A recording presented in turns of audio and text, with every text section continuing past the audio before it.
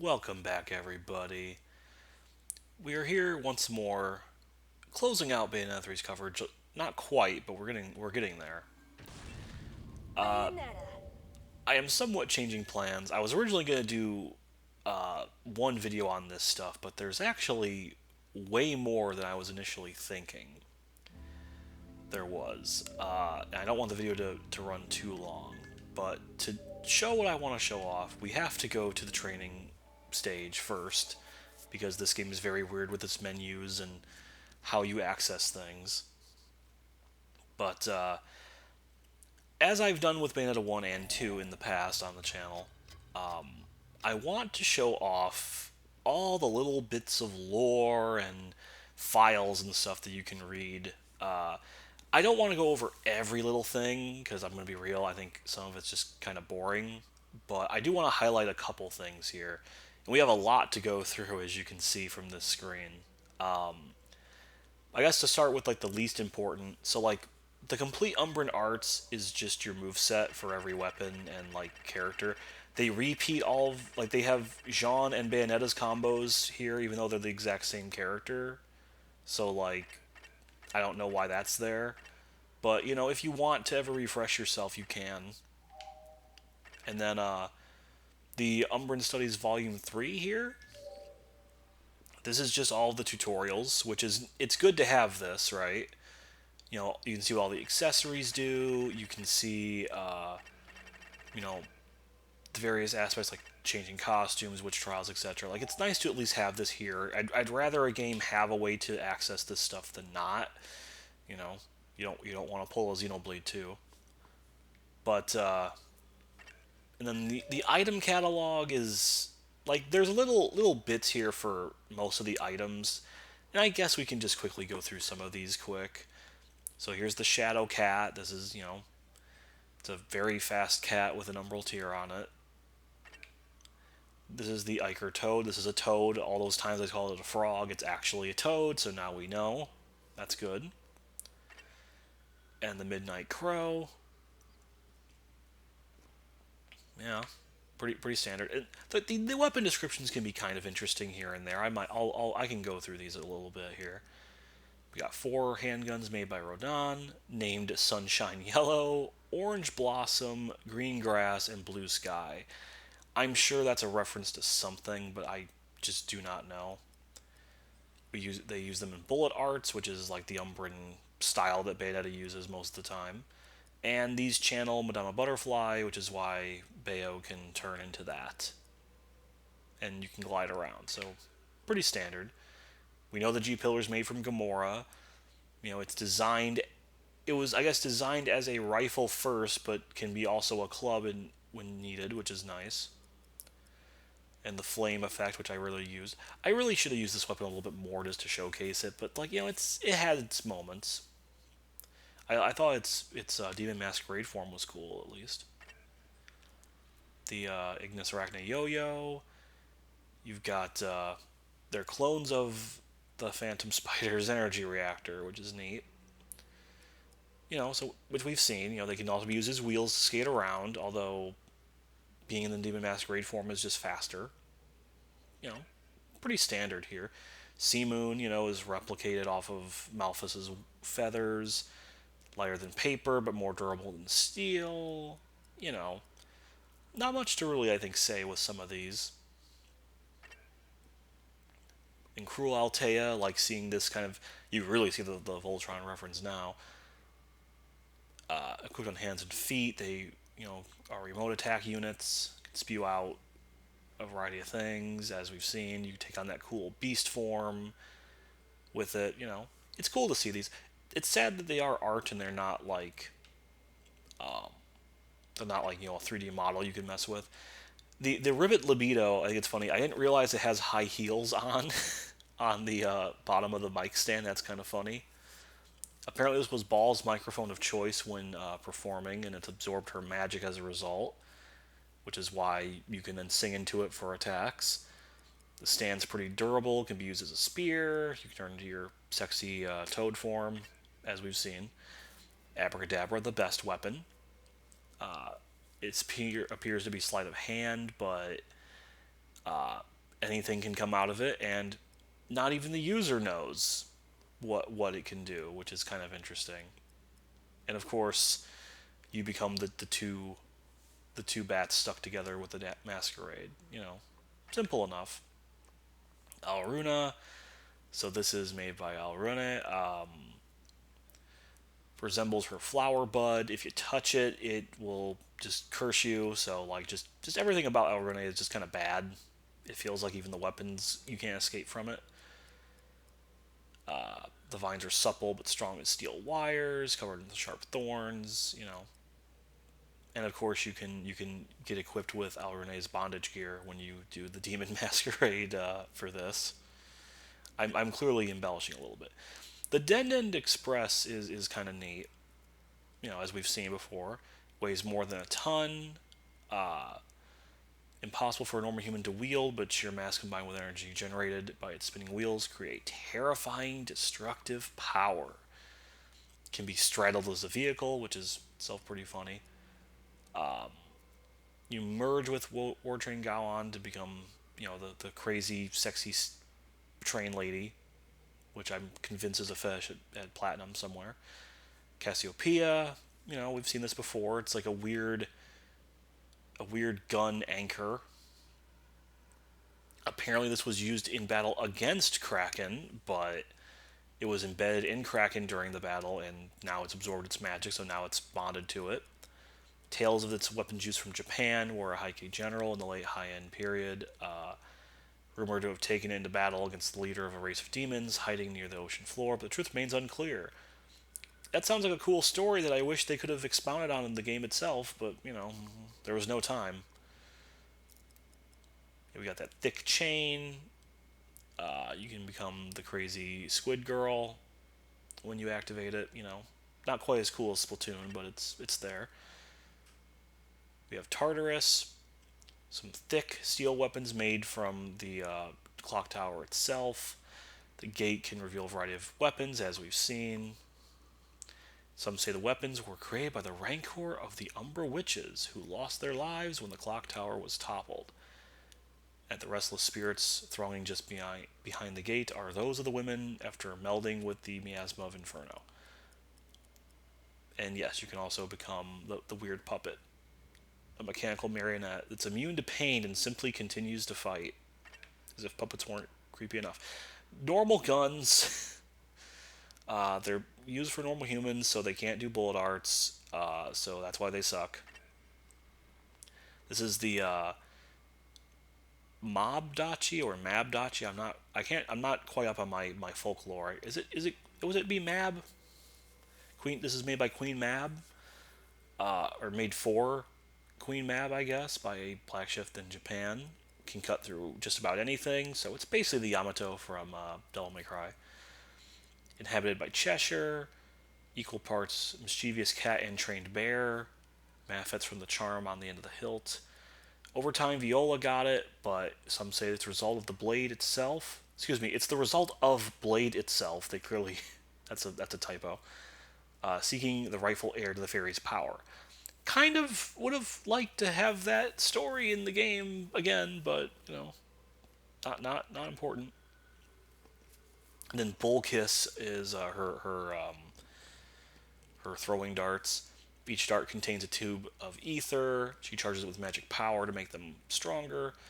But she doesn't enjoy work that requires precise concentration, so she nods off while charging them, and the magic power is inconsistent. I don't know if that's a gameplay thing or not. I don't think so, because that would be kind of ridiculous, but that'd be kind of a funny little thing there.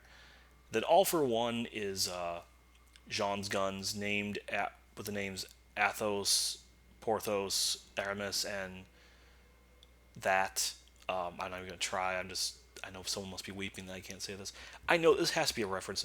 I don't know if this is a reference to like. I think she had a weapon that was like a reference to like the Three Musketeers or something in like earlier games. I don't know if this is continuing that or not.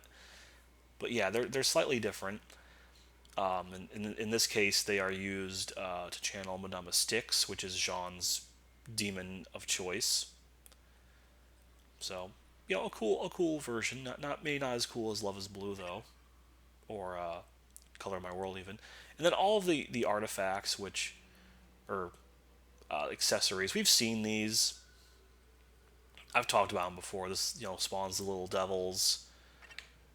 This one makes the little butterfly to surround you and protect you. This is a Navajo legend from created by the witch known as Dushi. You can use that to heal while taunting. The rosary from Himiko lets you do the counterattack instead of the witch time dodge.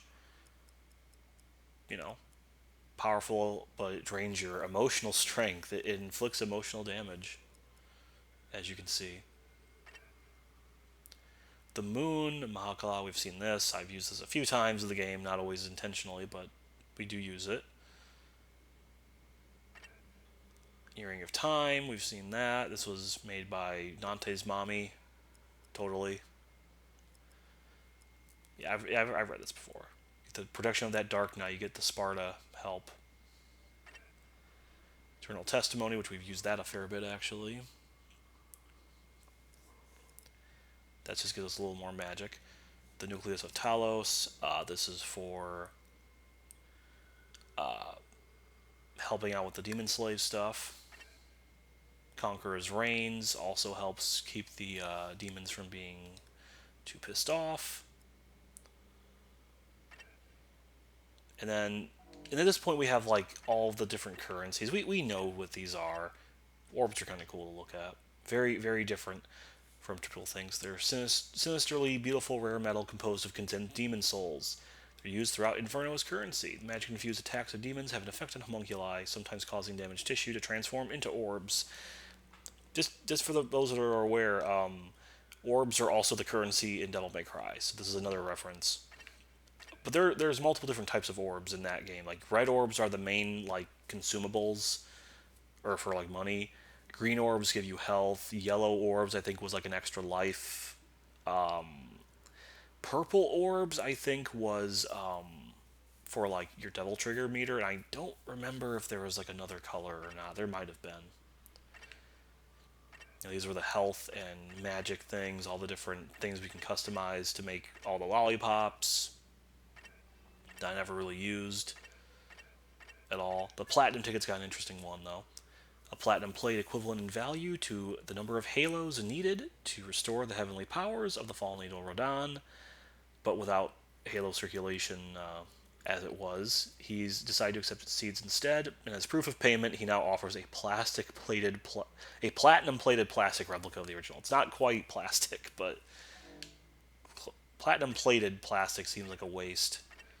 There's the Witch Hearts and the Pearls, the Chaos Gear, the Blue Medallion. Once broken into 4 pieces, hidden in various corners of Thule. Now restored medallion gives off a bright... Yeah, nothing really interesting there, sadly. A big letdown. You can see what the figure box and card packs look like. Being sold throughout Inferno, but for some reason almost exclusively contain figures of people close to Bayonetta. That'd be weird. Can you imagine living in a world if just, like, all the people you know are just, like, trading cards and, like, models? That'd be weird. Pack of cards for a game currently popular in Inferno. However, the contents have been switched out by someone, and what's currently contained can't be used to play the game. That's weird. Why would Platinum do this? And then the different mirrors, which there isn't really much to say here. They're all more or less the same stuff. All the different shirts that Viola has. All these are based off of a cartoon, I guess, in universe. Except for these, of course. Which, this, of course, is just the Bayonetta dev team. There's that. The old picture book is an interesting one. That's the last one I think I'll read from here. A weathered and worn picture book that somehow found its way onto the shelves at the gates of hell. Perhaps having been written far in the past, the cover is nearly completely worn off and the title is illegible. Some unknown power so strong that not even Rodan himself can dispel it seals the book, and the content is a mystery. However, the seal is in the shape of 3 keyholes, so with the right keys, the book might someday be opened. Put a pin in that one for just a little bit. These are all the different things you can buy at Rodon Shop as well. Just, neat little things here and there. Not much to really say. Like the fact that they actually put a tourist magnet has a little lore entry is kind of funny. Apparently Rodon took those pictures. That's cool. That's good lore. I'm glad I know that now. So yeah, so we covered those, and then I guess we could cover the enemies next. So Lemegeton's guidebook is just for the demons themselves, and there's only the two, which is kind of sad. There's Hideous, the Carver of Hatred. There are clans of demons. They scuttle about, occasionally fight without cooperation. They just scramble for prey in a mad dash. They have some intelligence. They can forge some weapons and use them, you know, sometimes with help. Like they've got scythes, they've got like guns and like clubs and stuff. And you just gotta overpower it. And yeah, just the Lumen Sage is a number which is can actually stop them. And then of course we have Pain, the driver of agony. It's like a tank with weird eyes on the shoulders. It looks like. According to Vigrid legend, Pain's wheels were once used for torture during inquisitions until becoming sentient themselves and reincarnating in Inferno. That's pretty metal, honestly. And if you have strong enough doubt, you might actually find yourself facing this thing down. Said to feel the subconscious feelings of injury and hurt in one's soul and will appear anywhere people misguidedly attack each other in an effort to obscure their own sense of loss and loneliness. Very sad. I really am surprised there's only two demons. And I mean, granted, we do have the Infernal Demons have their own thing right here, but like only two basic demon enemies in the game. There's actually quite a few angels. Just enough to fill out this page. Really, Affinity is the basic, the Goomba. They're basically the angels that humans tend to see the most often. They use a variety of different tools, as we see with their various attacks. Really a cool design. Beloved, the big boy. We don't know its weight though. How sad. I want to know how big it is. Its status is more than that of a spiritual being, but it's also burdened with destroying the enemies of Paradiso. It's way stronger than its ranking would imply. Yeah, it's a big boy. Grace, one half a pair of twin angels. Twin escorts of the Creator share a wild disposition and are often depicted as gods of war, heroically leading the soldiers of Paradiso into battle, with their giant claw-like weapons being symbols of their ferocity. And with glory, humanity believes that the increased spiritual power of twins comes from blessings bestowed by grace and glory. Is that a thing? Are twins more spiritual? Are they stronger than everybody else? I wouldn't know. Acceptance, the cool horse boy. So they're bottom of the third sphere, their lowest rank. They are moments away from death in a half human, half Pegasus form. It appears to those that are moments away from death in a half human, half Pegasus form. They are the symbol of death and acceptance. So yeah, if you see them, you're done. That's pretty sad. Accolades are the big horse boys with the hammer. They've got swords, spears, hammers, and whips. Still the fear into the hearts of those who doubt the might of God. They've answered the prayers of the most devout fathers by temporarily bestowing upon them one of these divine instruments. Or you use a torture attack and then just take it for yourself. That works too. Valiance, the coolest angel in the game. It's a first sphere cherub, particularly ascendant compared to other angels. The physical shape means little to angels, so they can do whatever they want, basically. And why wouldn't you want to look? This is peak performance. This is unfortunately what the male physique should look like. I'm sorry. That's just facts. Most ambitious and brave of the cherubim. Sources believe Valiance first arrived on Earth thousands of years ago, riding a comet of God's wrath that destroyed everything in its way. Valiance's sword, the Valiantium blade, is said to have the power to cut into anything in Paradiso or Inferno, and has prophesied to one day assist a team of over 100 heroes in saving humanity from an invading evil. You gotta love a wonderful 101 callback. And Fortitudo, one of the cardinal virtues, which of course were like the big bosses in Bayo 1. There was four of them, in fact, but this was the first one you fought, and probably the most iconic of them all. Personifies courage and fortitude. Yeah, pretty crazy design, honestly. I really like this design when you look at it. It's just so weird. And we have golems. Here's the big boy, made of a special living metal that can change shape at will. It can immediately analyze invaders and shift to the most appropriate form for their disposal.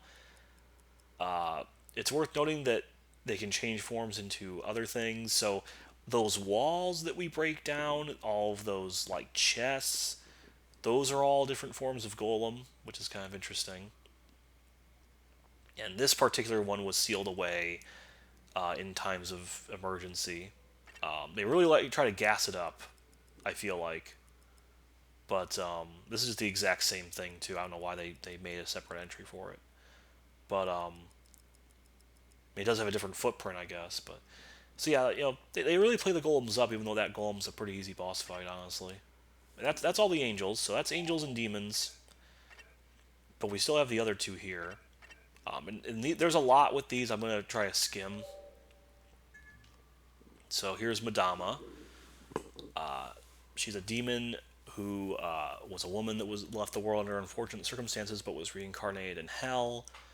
She's very brutal, despite that beautiful appearance.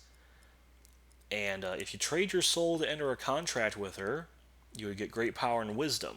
But a select few can use the demon slave to control her themselves.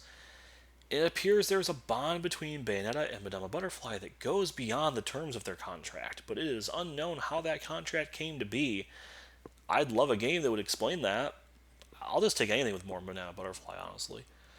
You'll also, so I like that Viola has her little like commentary here. I'm just gonna say this. I think she's got a thing for legs.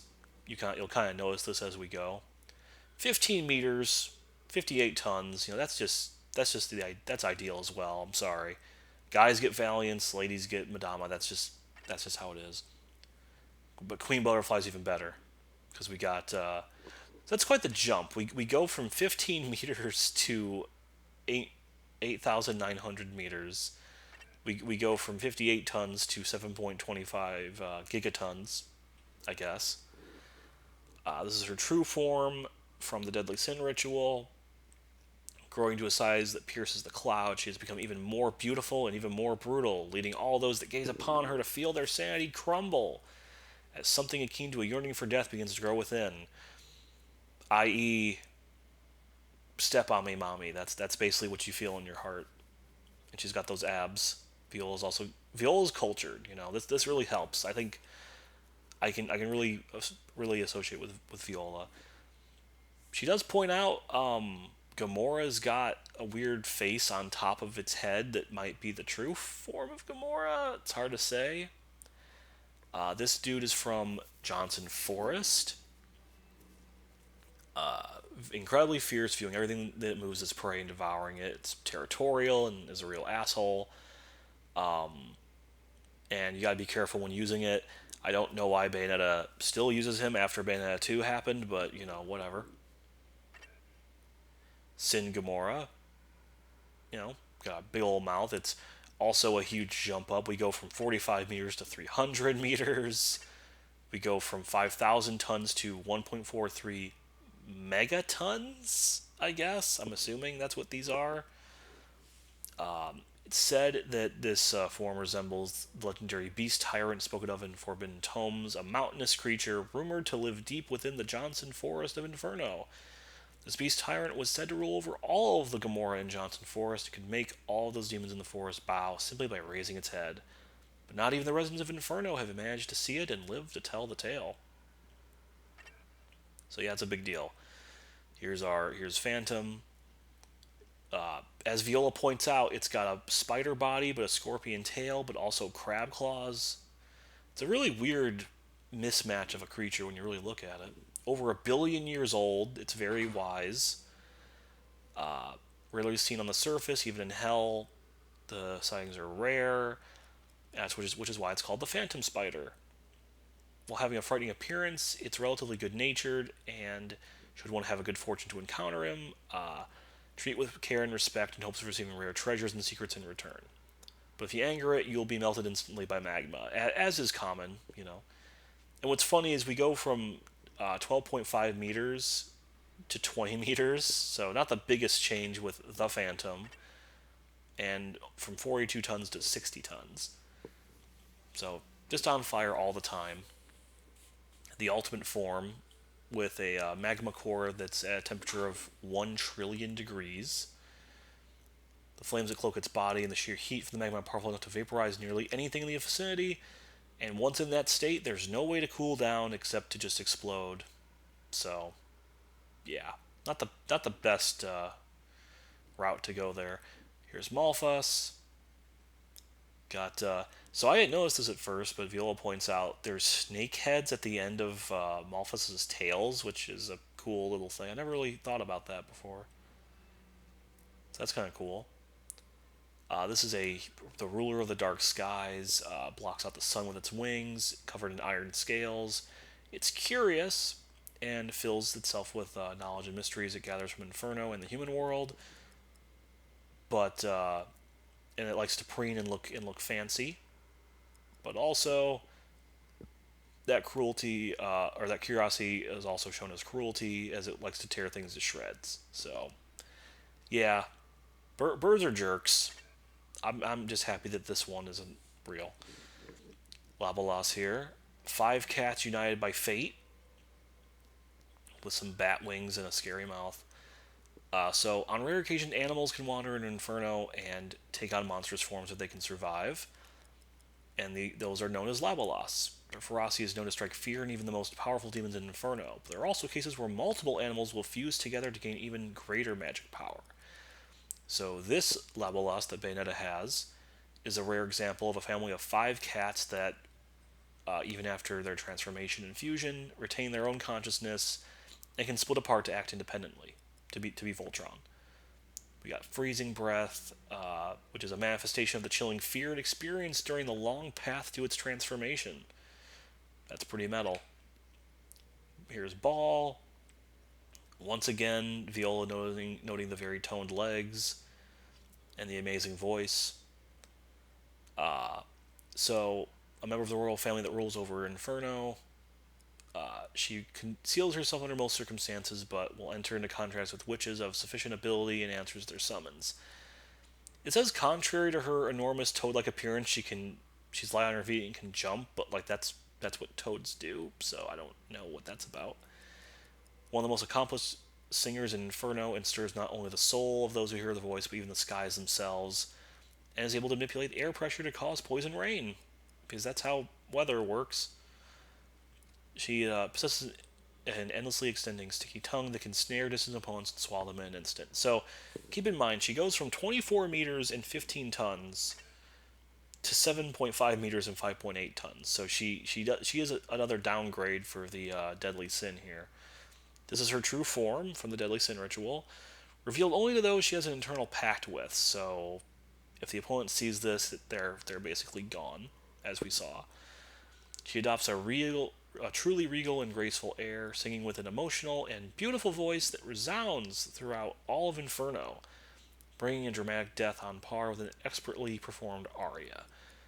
In fact, her love of opera is such that she occasionally journeys into the human world disguised as an average toad, sneaking up to the rafters of theaters to watch, which is very, very nice. The parasol being part of her body is less nice, though. Not a fan of that. Here's old Mitch. Apparently, it's a brother. The red brother is the big brother. The blue one's the little brother, and they can talk with telepathy, I guess. This is kind of a messed up lore entry, honestly. So it looks like one infernal demon with 4 wings, but it's actually a pair of brothers merged together. The red-bodied older brother is on top, and the blue body's on the bottom. They're light-bodied, they can fly swiftly and attack enemies by firing bursts of magic energy. They can even change formation, which lets them do the echolocation, as we saw. Here's the messed up part. Among humans, the appearance of this is said to herald the coming of terrible plagues. Platinum, did you write this before or after 2020? I have to know this. Ugh. Ugh. It had to be a bat, too. Alrene's got a pretty messed up entry, too. So, we see that she tried to digest Jean in that stomach at one point. She's very bottom heavy. And she's got that tail needle. But she is a woman from a noble family who, drowning in despair after being abandoned by her husband, swallowed mandrake poison and took her own life. Even after death, the poison continued to devour her soul, and at the height of being consumed by delusions and hallucinations, she was at last reincarnated in Inferno as a demon. With virulent poison coursing throughout her entire body, even a slight caress from her is said to mean certain death. She constantly searches reality for the most beautiful creatures, be they human, angel, or demon, and then injects poison into their nerves to make them unmoving, eternal lovers to decorate her palace. Insatiable desire and obsession have painted her heart so thickly that she will never know peace. Not even with the sacrifices of 1,000 souls. Or 1,000,000. So she got pretty rough. I'm pretty sure that's the exact same entry from Bayonetta 2 as well. Gawan's got a pretty cool one, too. And it's notable, it's probably the youngest demon on this thing, being only 85 years old, because trains aren't really that old, I guess. So, this was built for national defense on one of the most remote worlds of the multiverse, using its most advanced technology, but later possessed by a vengeful spirit and ultimately became a demon. The body is thickly plated with a unique alloy armor. It's got the dual cannons up top, the four cannons, triple cannons along the top as well. The 6 long-barreled cannons and 6 chainsaws, and a variety of other things it can pull out, as we've seen. It's said that a leader by the name of Rokuro Todoroki, driven mad by countless battles, sent the train speeding through cities and burning them as he went, finally crashing into an ammunition dump and being dragged into Inferno. That's also pretty metal. Here's the Kraken, the big old mouth head body thing. Strange black gunk that just call it ink. Just call it ink and don't think about it. A giant cephalopod-like demon said to live in a swamp known as Stagia, a swamp filled with the Icarus blood of demons and located on the far rim of Inferno. Usually lurks at the bottom of the swamp. It's only said to rise on the Day of Tears, a day that comes every 1,000 years when a rain of blood falls, but no one has ever seen its full form. Sorry, no one has ever seen its full form. These localizers, man, you gotta step it up. It's believed to have 10 tentacles. We've got the anchor-like hooks on those big 2 ones. The giant voracious mouth that's like a flower petal. No witch has ever contracted this demon, contributing to the veil of mystery that surrounds it. You don't say. We got the clock tower. The clock hands are stopped at the time it collapsed. I know because someone who was there told me. Probably her Bayonetta or Jean, even. And then, this is also 500 years old because that's when the witch trials happened. Or the witch hunts happened, rather.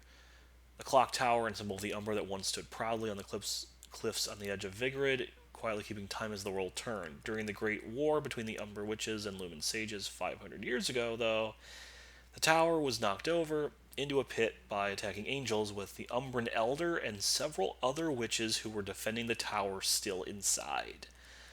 The witches and the tower all plunged into Inferno, and the souls of the witches merged with the wreckage of the tower, which was ultimately reborn as a cursed fortress. Filled with countless weapons, manifestations of the witches' lingering resentment, and any being that approaches is instantly greeted and decimated by them. Because it's a building, it will not move from the location where it appears, but its nigh impenetrable walls offer the most solid defense in Inferno. That's pretty sad. That really recontextualizes that opening bit from Bayo 1. Here we have Cheshire. And all Viola does is just insult him. He's got a big head, he's chubby, he's got a big belly. He'll eat anything. But she wonders what he really looks like because he's just basically manifesting out of that charm. He's a somewhat rootless demon that inhabits Viola's katana. He's not entered an official contract with her, though, and it's unclear why he helps her at all when she can't even do a summoning spell. He comes out of the cat charm from the katana as a host body, so he looks like a theme park mascot, but it's unknown if that's his true form or affected by the charm.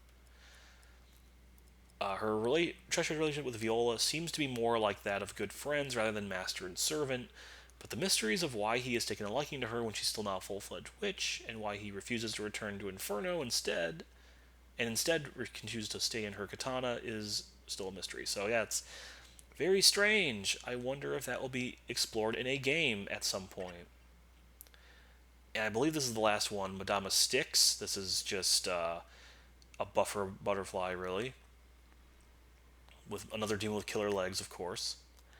This is the Queen of the River Styx, the mighty river that runs through the land of the dead. Usually quiet and composed, it's said that if angered, she will carve out the soul of the one that has offended her with cold cruelty. Agent legends passed down speak in fear of the moths that alight on recently deceased humans as servants born from her sighs that come to lead their souls into hell. So, I don't know if that's supposed to mean signs and not sighs. That's kind of weird. Anyway, should a witch offer her soul in exchange for a contract, they'll be obtain great power and knowledge. But it said that many witches have failed to properly summon her and thus lost their souls much sooner than expected. So Jean's pretty cool to have formed a pact with her, I guess. That brings us back full circle. So that's all the demons. Pretty cool. The Anatomia Complex are all of the homunculi. There's a lot here, and I really don't want to go through all of these in depth because it's very dry. Because these are just they're service models. Their service life is 10 years. They don't live. They're just machines. But this one is the most basic homunculi created by Singularity through nanomachine technology. So it's nanomachines, son. Capable of replicating any and all human body parts and organs. And Stratus is confused together to make other homunculi type. Pretty much every other homunculi is just a bunch of Stratus stacked together, it feels like. They possess no intelligence. They can't act autonomously, so Singularity has to control them. But they can liquefy their bodies to move around and be really agile, so that's cool. The Nebulosis was the stronger version, as we've seen. They can fly. They've got more weapons they can mess with. And notably, these are born from a North America bioplant.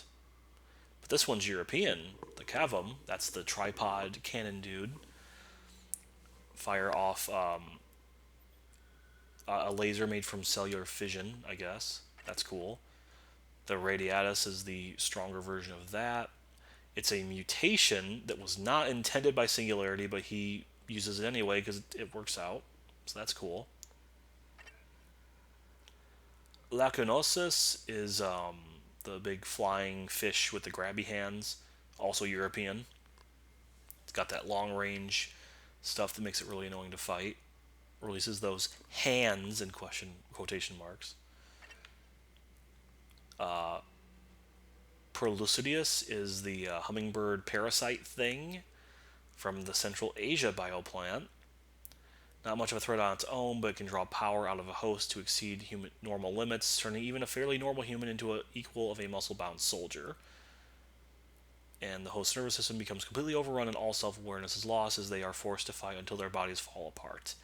Very sad. Probably the scariest enemy out there, and you never actually fight one. Really. Mediocris, those are the dancers. I like their footprints, just a little indent from the blade leg they have. It's all leg day for them. So they're all but impossible to attack with demons, so you don't use them. But they have low attack power because they're lightweight, and they attack in groups to cover that weakness. Which that tracks. Flockus is the big boy, weighs 41 tons, so you know it's a big boy. Dominates with melee combat. It's slow, but it is hefty and lets it lumber along unfazed. And if the fusion is compromised because you hit it too much, it will occasionally fight in unexpected ways, like liquefying itself to try to draw you in to break up the fight. So yeah, we saw that. Fractus is the slightly stronger version, which has the mace instead of the blade arm. and it's got that energy shield that it can produce. It's really annoying. It's a little bit heavier, but not any taller, which is kind of weird. Panis, the weird jellyfish thing. This is from Oceania, uh, and it's not concerned with its own survival. It's totally fine with splitting from demon attacks, so that's why you don't use demon attacks against it, I guess. The Duplicatus was the more aggressive version. It spins around and switches formations as it duplicates and splits and then reforms, as we've seen. Murus, the stupid little snail. Uh, Extremely durable iridescent exoskeleton, which boasts extremely high defense against external attacks. It's got those axe-like tentacles. Can fire lasers out. While its thick shell provides protection even from the savage blows of infernal demons, it's not airtight and is vulnerable to attacks like poisonous liquid. So yeah, even the game says use ball for this. Cumulonimbus, the big boy we fight a billion times throughout the game. Its excessive size, it's adept at ground-based combat, uses its strength and levitation abilities to move with agility. It's got offensive and defensive strengths to take on infernal demons. Bunch of physical and energy attacks to attack at any range. It operates autonomously, and if Singularity's control is broken, it will shift into an assault mode, which is where it gets the 4 arms when it's near death. So that's why that happens, I guess, if you were ever curious. Asperatus is the weird bull. Its special skill is the Gigabore Charge. Sure. So yeah, its main weapon's its head covered in thick armor. The power behind the charge is astounding, capable of toppling and trampling even the largest infernal demons, and facing it head on is not advisable. That same power gives it an agility that would seem impossible for its size, and it's capable of not only jumping much higher than its own height, but also of running along walls. The key to stopping this beast lies in robbing it of its speed, so use Phantom's webs, I guess. Volutus is the fire variant. So yeah, it can emit flames from its hooves to deal additional damage. Uses charging attacks like Asperatus. They don't list a weakness, which would have been nice. I tried like Labolas's ice and stuff, thinking that might be a counter, but not really. I mean, like you freeze it in place, but you don't like put the fire out. That would have been kind of cool, but whatever. Castellanus, kind of cool to look at this thing in full because you're mostly looking at the stack the whole time. But this was made for enemy surveillance and analyzing military progress. Resembles a towering pillar, but the pillar is just support for the main section at top. The stack segments can be destroyed to bring the main section down, but each segment can defend itself with abilities like producing Stratus-type homunculi and creating barriers. And the main section can grow legs and move independently if the pillar is completely destroyed and throw that ring around as a boomerang, as we see. It's an interesting design, honestly, when you look at it up close. Nimbostratus is the purple version. The strong, if it's purple, it's stronger.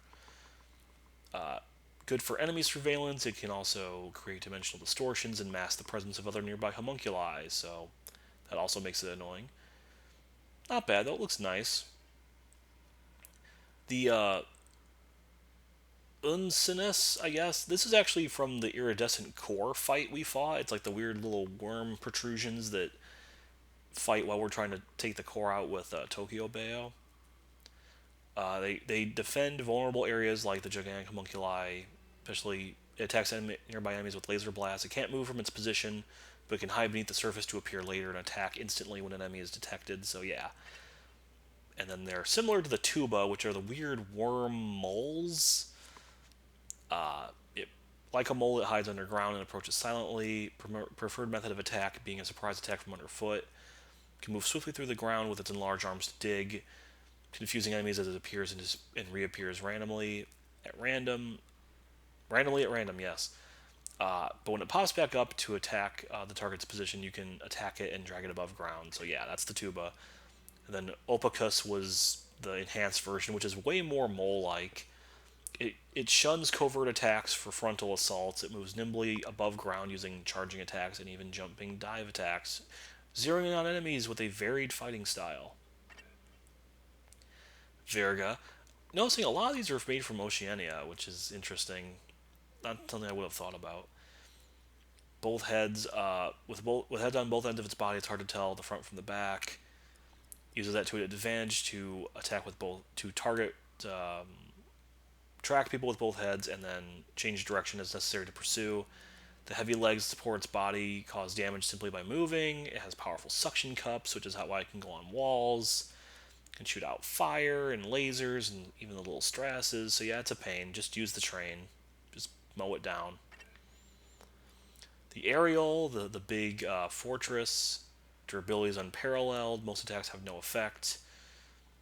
Can attack with lasers. It can deploy homunculi for ground assault. It serves as an attack vessel, but also a telepathic relay. So if Bayonetta was an actual open world game, you would just be fighting these as like the Ubisoft towers or something. It feels like. Don't let's not give them ideas. Congestus is the time one. Created and imbued with a portion of Singularity's own power, manipulate the flow of time. They should have done that a little bit better. Within a specified area, rewinding or fast forwarding like a movie.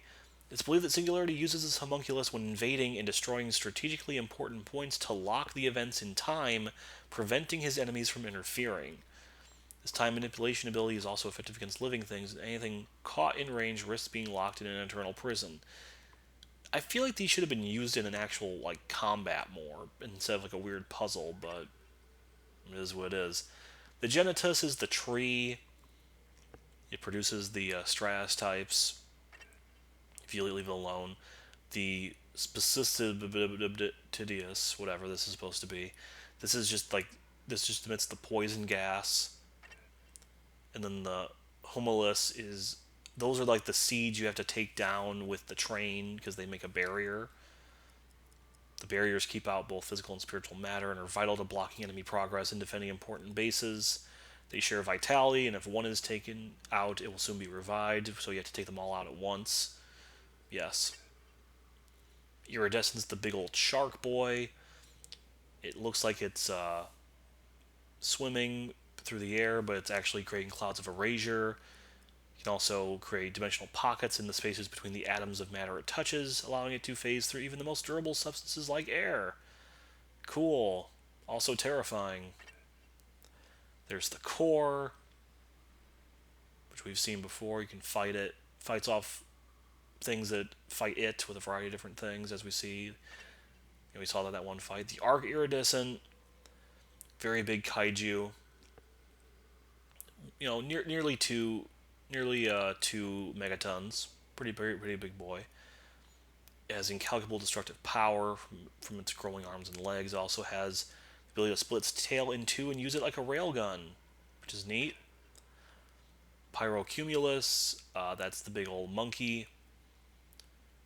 It's adapted to its location, which is why it's fiery, because it's near a volcano. Can influence the environment by creating natural disasters by slamming the ground to cause lava to erupt. So yeah, that's the monkey. That's Son Goku, all right. This is the evolved form with the Arceus power. It can uses a portion of its body to create a flight platform, give it the flying Nimbus, as we've seen. Create clones of itself as well. Makes it really annoying. Cirrostratus is interesting. Designed by Singularity with the intent to replicate gods worshipped by ancient civilizations. Its appearance is a far cry from any naturally occurring life form, with a lizard-like torso and humanoid upper body, and one of its arms is a tentacle that ends in something resembling a dragon's head. That's a really cool design when you really look at it, I think. Created along with Serial Cumulus, its basic capabilities are the same, but has the ability to deliver powerful electric attacks, mimicking the divine judgment spoken of long ago. Really cool design, honestly. Same thing with Cirrocumulus. Sharing basic properties with Cirrostratus, this homunculus is, designed for wind. Both of these guys are designed to attack and operate in tandem, and the structure shaped like a giant set of scales that they use as a combat arena, is thought to be inspired by the Egyptian Book of the Dead. And then Stratocumulus, which I feel like we never really saw this. Like you see, like you're fighting it obviously, but the scale was so big I never really noticed it was supposed to be like a human. But this colossal homunculus was created after the completion of Zero Cumulus and Zero Stratus. Concept of replicating divinity, and he found the application of ideas used in ancient texts. So, unlike other homunculi, this is designed around Singularity's design sensibilities, an image of what a malevolent god should be. So I guess he has a thing for sexy, like, snake ladies or something, I don't know.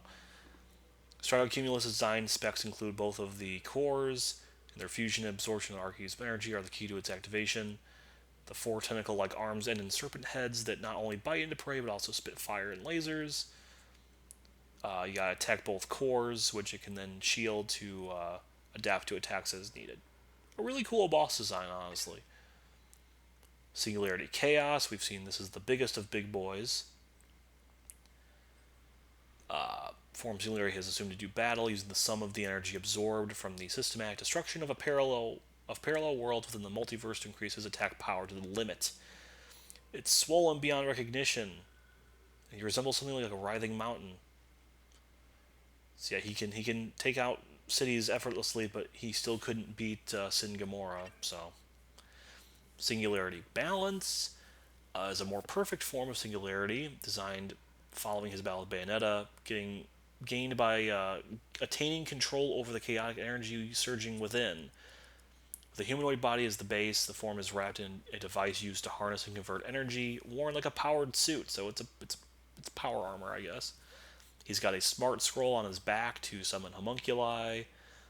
It could be considered the pinnacle of human technological advancement, with abilities that far exceed all other human knowledge. And lastly, Singularity Definition. Perfect form of Singularity attained by purging himself of all impurities and unnecessary information to become one with the chaotic energy of the multiverse.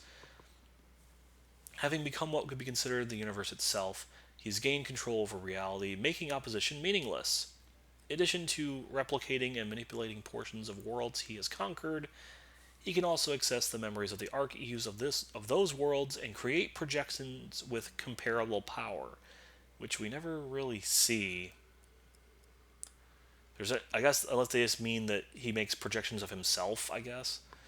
If there's any force capable of surpassing this form of singularity, it may only be that of a unique universal will, with the ability to overturn phenomena once thought indisputable.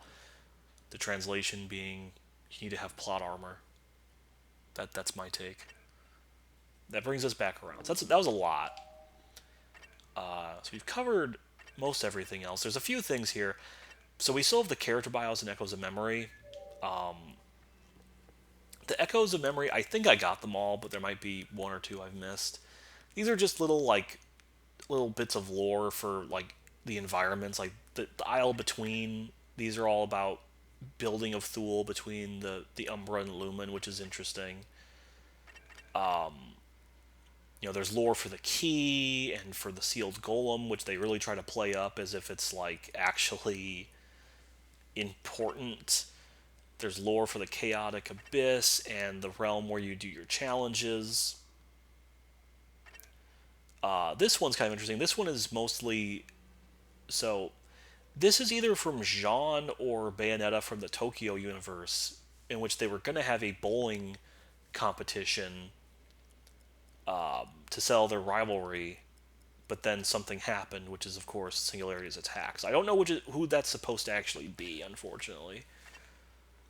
This is like a day in the life of MC Enzo from that universe. This one is the war chief Bayonetta mourning the loss of the old general that I think is implied to be a variant of Luca. So, it's been a week since the general fell. He was truly the bedrock on which this army stood. Sometimes, actually quite often, his attempts at grandeur ended in unintended humor, but I know where his true intentions were. This is a battlefield, a place where lives are taken, pulled tight by the constant tension. The soldiers' nerves are frayed to their limits. But when he played the buffoon, they were all joined in laughter, and with hearts lightened, they found the will to fight again. By showing weakness, he gave them strength. But what becomes of them now, with him gone? They give their all against this new and unknown enemy for the time being, but they cannot hide their wariness. I can't be what he was.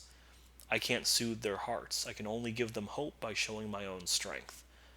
I must not show weakness. I must move forward, and for his sake as well, I vow to end this battle with all of the power at my command.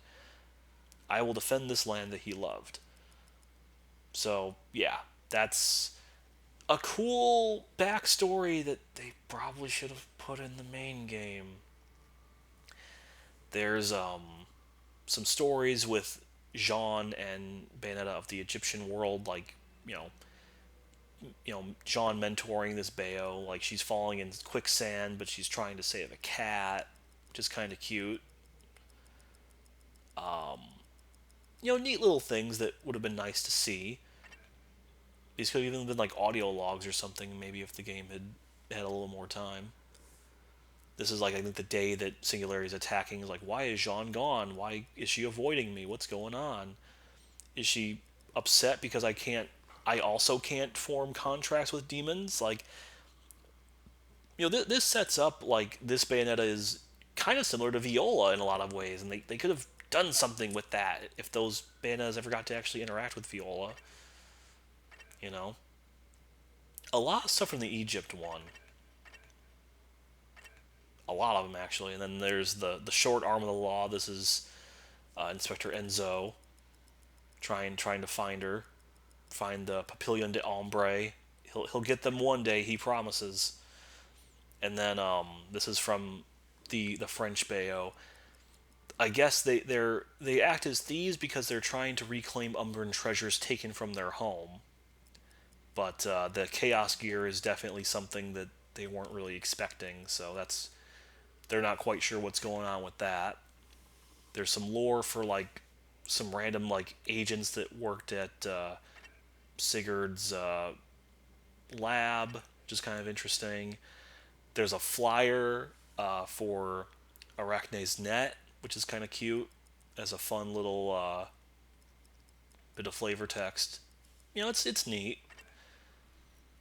There's remnants of memory. This is, I guess, to explain the little flashes that Bayonetta can sense at points. This is definitely the Tokyo Bayo. I guess after she finally became a true Umbra Witch and graduated or whatever, and she's super happy, but then she becomes very concerned people will see these memories later, and she's gonna be seen as lame. So that's fun. And then this last one is for that mysterious shadowy boss, which we may as well just go from this into the character bios to kind of close this out. This has been a very long video, but I do want to share a few things. So, Bayonetta's character bio isn't really that interesting. She is a nun in her off time. Her true name's Cereza, and she's journeying with this mysterious young woman to Thule. So they never really update that. But Viola's does get updated as you go through the game, because it's like, okay, this young woman of unknown origin, who could she be? Who's this weird, cat she's with? She's cheerful and she's open, she's bursting with energy. She's got those torture cat t-shirts. They put all this stuff into her bio. And then as we go on, the occasional looks of admiration Viola shoots at Bayonetta and Luca are due to her being the daughter of two of their counterparts back on her home world. As a result, the latent power of the fairy king Lucaon lies within her body, protecting her. When Viola is in mortal danger, her love for her father and the magic power she inherited from her mother combine and amplify, awakening the fairy power within. Although defeated once by an extremely powerful foe, Viola was entrusted with the hopes of Bayonetta and Luca, and now stands once more to face the final battle. So that is the only real explanation you're going to get for what's going on with her. She's also 18, by the way, which is, I guess, interesting to note. Yeah, I don't like. So they mentioned Fairy King Lucaon, which we can scroll down Where is he at? He's right here. So yeah, he's the Fairy King Lucaon. It's later revealed to be the he was later revealed to be the king of a group known as fairies. When was that revealed? When did the game actually explain that? It's only in the character bios. It's really weird. Like, granted, Lucaon I think is meant to be like a play on like Oberon, who was the king of the fairies in like A Midsummer Night's Dream or whatever. But like, ugh. Like Luca, he is also guided by the voice in his head that compels all Arc-Atoms to seek the single truth, and he's traveled continuously between worlds. Fairies are said to be residents of a particularly far-flung part of the multiverse, and to possess a mysterious power that humans do not. As a result of Singularity's erasure of a large number of parallel worlds, resonance between counterparts is occurring, and Lucaon's power has an effect on Luca, as well as his blood relative Viola. As a result of meeting Lucaon face to face, Luca was reawakened as Arc-Atom Origin and able to fulfill his true purpose. It's said that since long ago, the fairies have hidden themselves in worlds where humans live, leading quiet existences, and hints to the truthfulness of that idea can be seen in folk tales and legends from around the world. So, like, I feel like there were cutscenes that were supposed to be in this game that would have explained this more, but maybe that's just me. Well, look, like Jean's, there's not much to say here, right?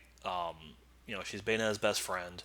She's her equal in many ways. She's trained in the Umbran arts. She's a high school teacher in her off time, but also QDJ. And yeah, she's off to fetch Sigurd. Lucas is interesting. So he bumbles around. He goes to Thule. The first words out of his mouth seem to be flirtation, but he's got initiative. He's bold. He snatches victory from the jaws of defeat, and that impressed Bayonetta. Over the course of their long and seemingly destined relationship, they've become bound together by an emotion that goes beyond simple trust, with Luca being the only man in the world who get away with calling her Ceresita. Unbeknownst to Luca himself, the root cause of their meeting was the existence of Luca's counterpart from a parallel world, the Fairy King Lucaon. As other parallel worlds and the Luca counterparts that were destroyed one by one, Luca's own fairy power grew beyond a point he could control. Furthermore, his mind was corrupted by Dark Atom, an evil counterpart not unlike concentrated malevolence, and he was transformed into a vicious werebeast that lashes out even at Bayonetta and Viola. But with Lucaon's help, he becomes Arc-Atom Origin. So that's the explanation. He is part fairy, but only because of the multiverse being destroyed that the powers actually come together, which is very weird. And like you can look at Strider's is like more or less the same thing. Lashes out at everyone that opposes him, but his true form is Luca Redgrave, mentally controlled and twisted by Dark Atom. Yeah, and let's actually talk about that. So Dark Atom was basically a Luca counterpart that died in the Alphaverse, but his consciousness survived. He wants revenge. He calls out to all other counterparts throughout the multiverse, and he is transformed into a thing of hate. And his call of the single truth troubled Luca for years, turning him to Thule, where he was able to control Luca's body, which had just gained the power of the fairy. So he's the polar opposite of Lucaon, with both of them vying for Luca, the Arc-Atom Origin, and imparting their own darkness and light. This feels like stuff that should have been in the game more, which also goes with Dark Eve. This was a counterpart of Bayonetta from the Alphaverse as well that died. It's the same deal. The Alphaverse versions of these characters died and just became evil. She manages to barely survive his original consciousness, but Singularity continued to erase more and more worlds. All those worlds, Arc Eves fused and became Dark Eve, I guess.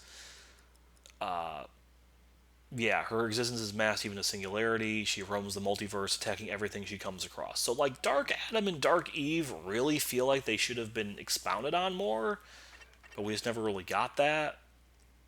We see the Witch of Steel is the old Rosa, the Unwavering Witch Jean from the Egyptian world.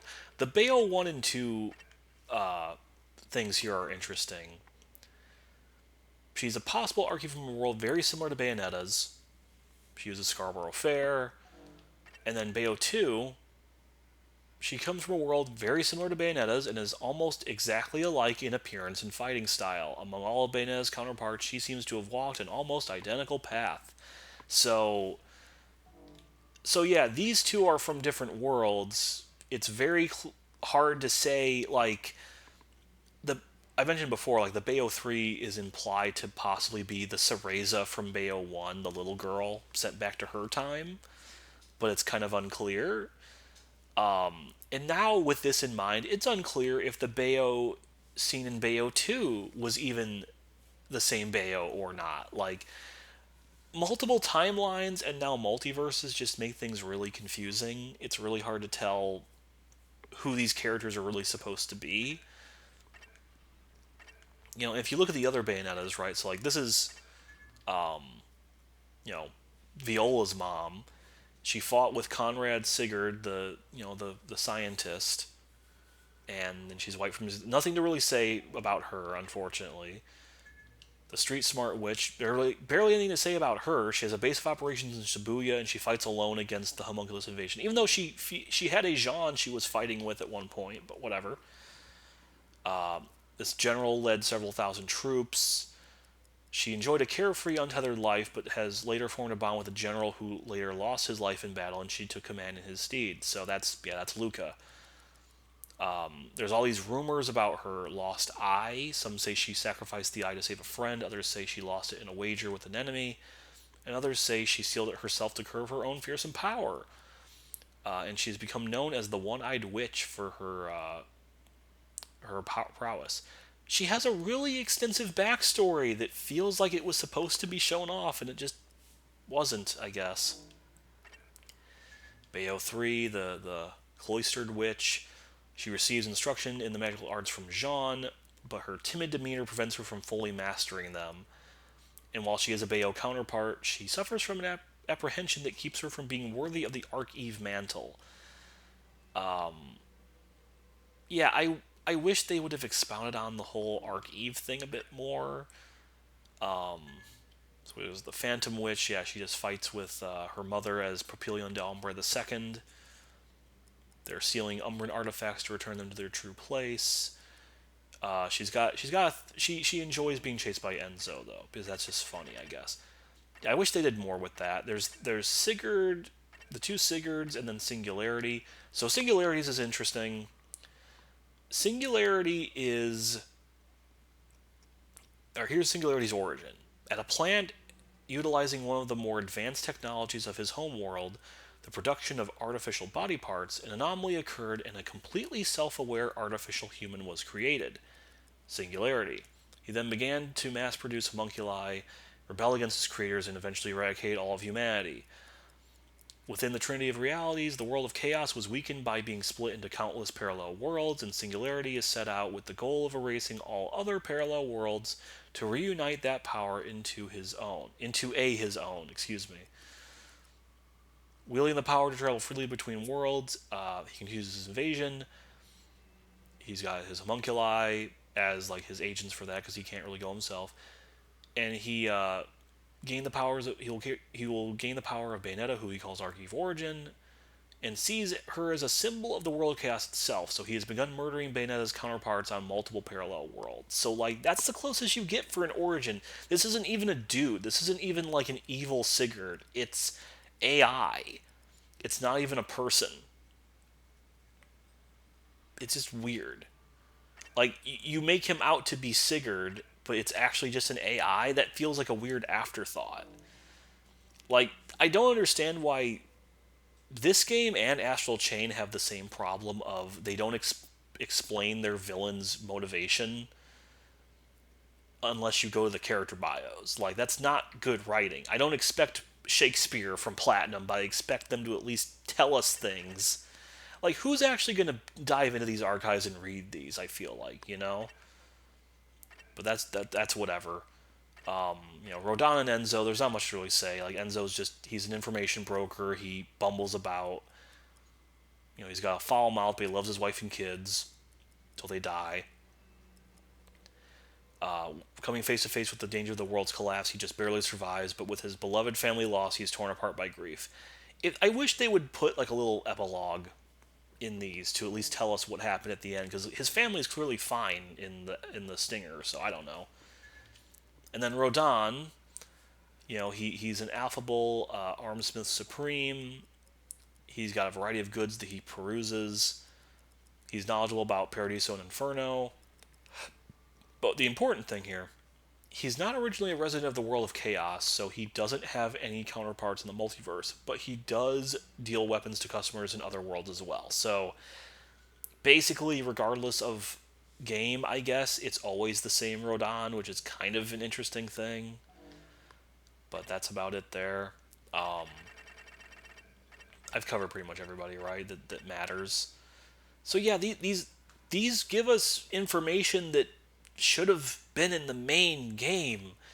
It fills in a couple holes, but there's still a lot we don't know about the ending of the game that's just very disappointing. So that is all the archives, I think, that I care to show anyway. I know I skimmed through a lot of them, but I mean, this video is over an hour, so I mean, that's about as extensive as I think you should expect.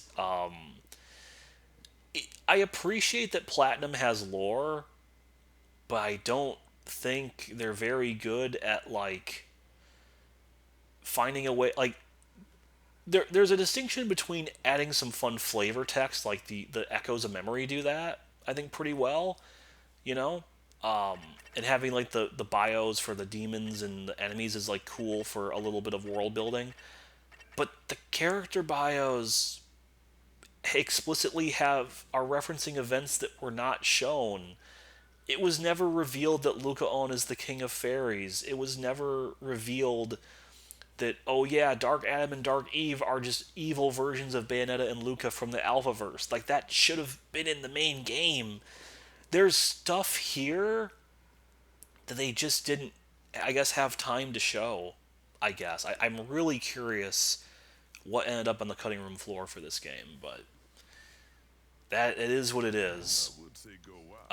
So that'll do it for this episode, I think. I've kind of rambled a bit. There's a lot of talking, a lot of reading. Not a very action-packed episode for sure. My initial idea was to do all of the archives, but also cover the gallery. But this has been a long enough video, so the gallery will come after this. And then we have one other thing to show before I end the coverage of Bayo 3. So I appreciate you watching. If you've watched this long and enjoyed all of those files and such, even the ones that I just kind of skimmed over, I guess you can pause and read them if you care. But yeah, thanks for watching, and I'll see you next time with the gallery. So take care.